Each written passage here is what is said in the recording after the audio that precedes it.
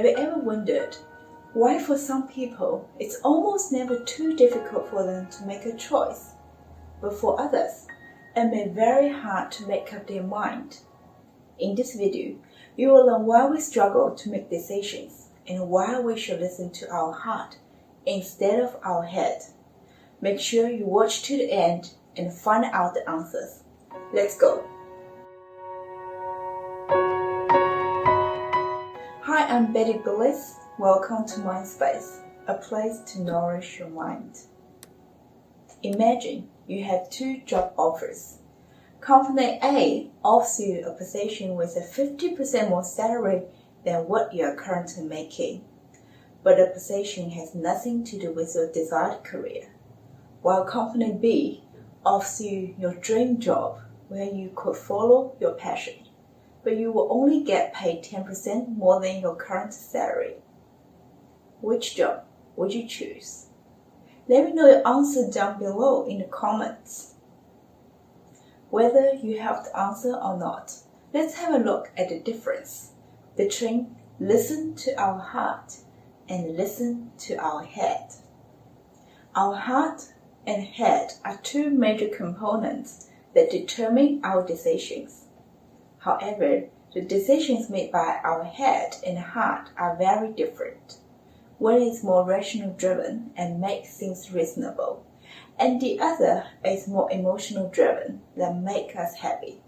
If you rewind your past and notice your life is filled with safe, logical, and rational decisions, then you are probably following your head when you make decisions. On the other hand, if you always check your feelings and follow your intuition when making choices, then you are listening to your heart. Now let's have a look at why we struggle to make decisions. The reason is because the conflict between our head and our heart when it comes to making decisions. The nature of our head is to conceptualize, compare, and contrast. It tells us this is what I've got. Here are the pros and cons, and this is what I should do. But you may not be aware, our head is made up to keep us safe and prevent us from taking risks, so it creates potential consequences or fears in our mind. And that's why we may come up with many what-if thoughts. In the end, we are convinced to give up those bold ideas and remain in a safe zone. Our heart, on the other side, is where our inner voice and intuition come from, just like a compass to guide the direction of our life. As Steve Jobs said, our heart already knows where we truly want to become in our life. One of my favorite decision-making techniques is to ask myself, if I do this, how will I feel about it in 5 or 10 years from now? If I don't do it, how will I feel instead? Our heart will tell us honest answers, so listen to it. Follow our heart over our head, and here is why.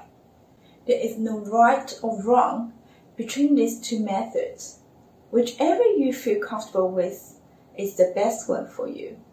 However, as mentioned, our heart is where our intuition and our true self resides. It means our heart truly knows what our ultimate desires and our happiness are. Rational thinking is helpful in some cases, but these pros and cons cannot determine whether we will be happy or not with those choices.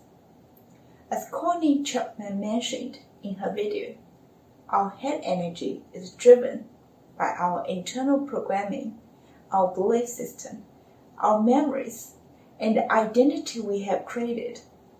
When we live from our mind, we are constrained and restricted by our past and our mental limitations.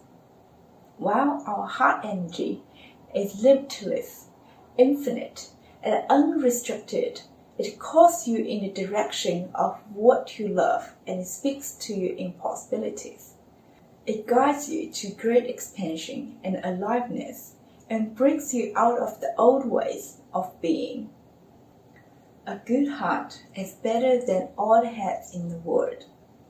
Living from our heart is the doorway that opens us up to everything we truly seek. It is time to start strengthening the relationship we have with our inner voice, so it can push us beyond the construction of our mind and guide us to those we truly want. Before you go, remember to subscribe my channel and turn on the bell to get notified for my next video. Thanks for watching and see you next time.